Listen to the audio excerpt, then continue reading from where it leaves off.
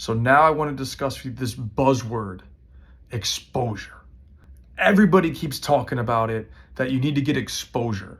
Well, if you want real exposure, go sit outside for 10 minutes and get some sun. That's just a joke. But here's the truth. There's a difference between exposure and being exposed. So I'm going to give you a personal example. I played in the DA before it was known as MLS Next, which is today. And I did 2 events for DA showcases. And I played in front of hundreds of college coaches watching games. And don't get me wrong, it's great because that's exposure. But that doesn't mean you're being exposed to them, because college coaches, for example, are watching games and they're looking at specific players already. I bet you didn't know that.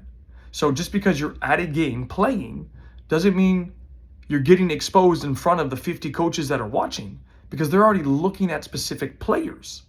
So if you're not a standout, then you're not getting actually looked at. You're not being exposed. Sure, you're in exposure, but you're not being exposed to them because they're not actually watching you. Think about it this way.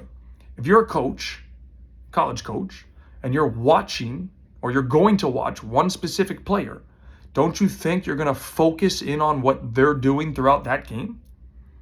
Wouldn't that make sense? And of course it would, because you're going to watch this specific player. Now, if somebody is a standout that's on that field, they might grab your attention. So there's a player that I work with that's a 20-year-old that's now going big time D1 because he was at a game where a scout, a college scout recruiter, was watching, and he was looking for a goalkeeper. This guy plays forward, and the coach saw him and said, "Who is he? Where does he play? What's his story? He's standing out.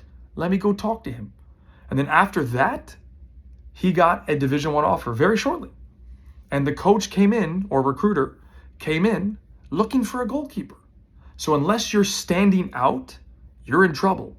So the key is you need to be already in contact with them, with the college recruiters, coaches, scouts, if you're going to get or be exposed.